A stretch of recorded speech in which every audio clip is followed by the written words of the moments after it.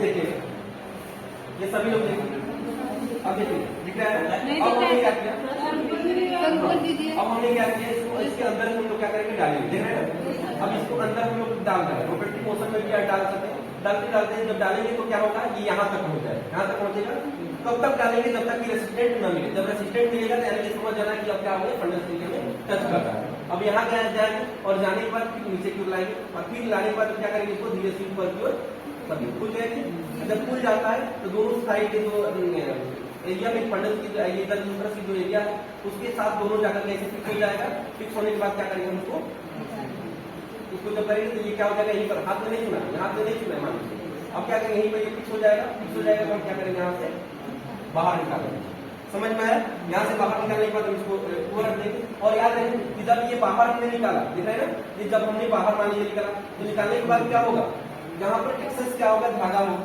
अब इस धागा को हमें क्या करना होगा, काटना होगा। और कितना नियर अबाउट 2 से 3 सेंटीमीटर अगर जरूरत पड़े तो काट सकते हैं।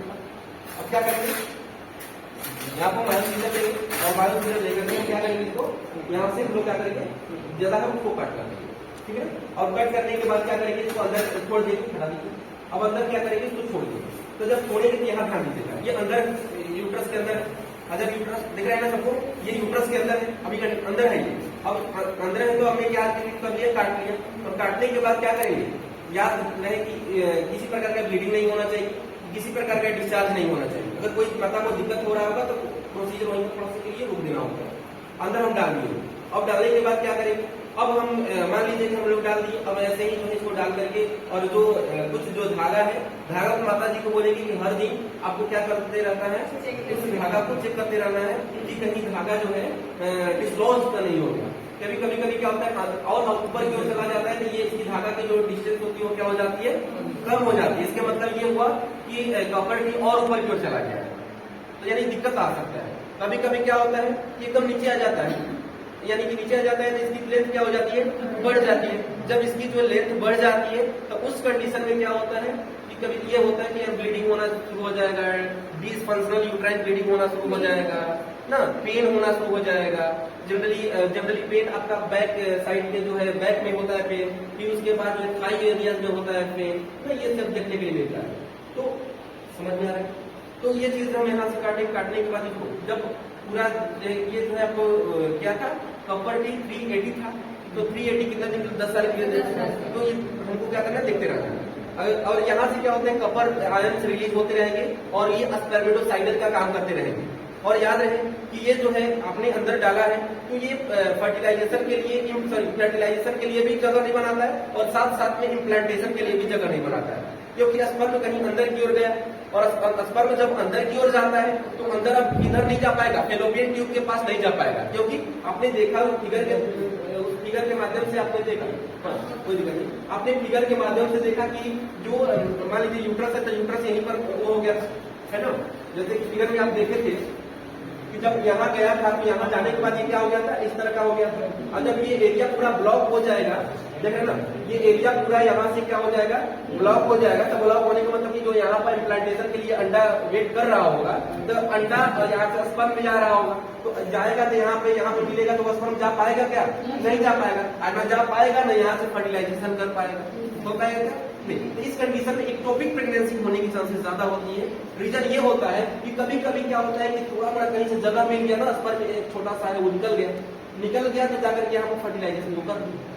लेकिन अब फर्टिलाइजेशन कर दिया लेकिन वो अपने जगह पर आ पाएगा क्या, नहीं, आने का तो प्रयास करेगा, लेकिन यहाँ पर तो क्या है, कॉपर है, और कॉपर है तो क्या नहीं कर पाएगा, इसको फर्टिलाइज नहीं कर पाएगा तो अपनी जगह पर नहीं आ पाएगा। और जब ये अपनी जगह पर नहीं आएगा तो उस कंडीशन में ये क्या करने के लिए मिलेगा, एक्टोपिक प्रेगनेंसी। क्योंकि एक्टोपिक प्रेगनेंसी मतलब होता है जहाँ एक्चुअल में जो इम्प्लांट होना चाहिए था वहां ना हो करके कहीं दूसरे स्थान पर हो गया, समझ में आया, जिसको एक्टोपिक प्रेगनेंसी बोलते हैं। जैसे एब्डोमेन में भी हो सकता है, जहाँ पर एम्पुला में जहाँ फर्टिलाइजेशन हुआ वहीं पे इम्प्लांटेशन हो जाएगा, ठीक है ना, ये चीज देखने के लिए मिलता है। ठीक है, समझ में हमने अंदर डाल करके अब ये जो है प्रोसीजर को, मान लीजिए इंसर्शन की प्रोसीजर को खत्म करेंगे, ठीक है। फिर उसके बाद क्या होता है कि अब हमारे पास क्या हो जाता है, समय हो गया, यानी कि मान लीजिए कि हमारे पास जो है 10 साल की दिया, मतलब नियर अबाउट 8 साल के बाद उसको निकाल देना होता है। 10 साल दिया होता है लेकिन 10 साल तक होते नहीं है, ठीक है। उसके बाद हम क्या करेंगे, उसको निकालेंगे, तो निकालते दौरान हमें फिर से ये आर्टिकल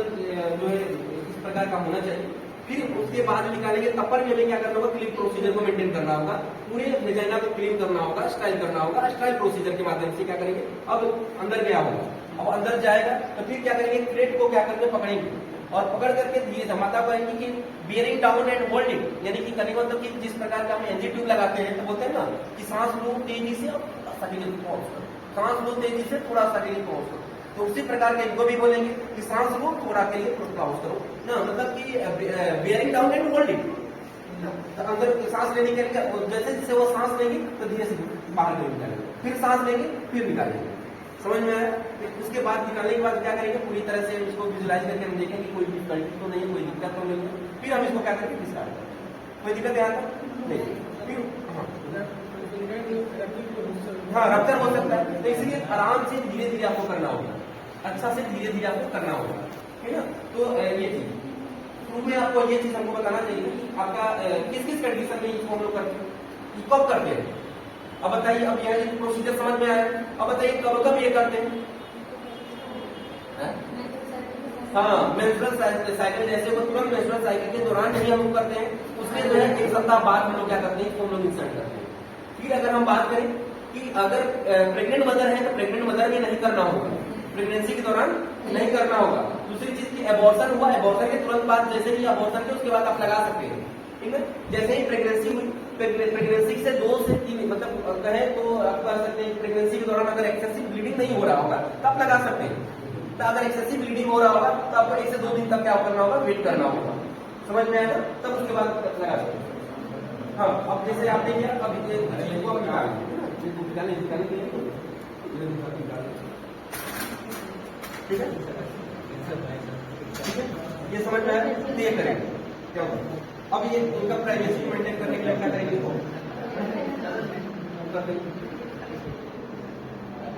कंडीशन हम लोग नहीं कर सकते, जैसे पीपीएस का कंडीशन हो तो उस कंडीशन में हम इसको क्या नहीं कर सकते, इस प्रक्रिया को हम लोग परफॉर्म नहीं कर सकते, या माता जी में किसी प्रकार की एसिडिटी की प्रॉब्लम हो उस कंडीशन में हम इसको नहीं करना होगा। जब इस तरह का चीज हम लोग करेंगे तो क्या हो सकता है, दिक्कत हो सकता है।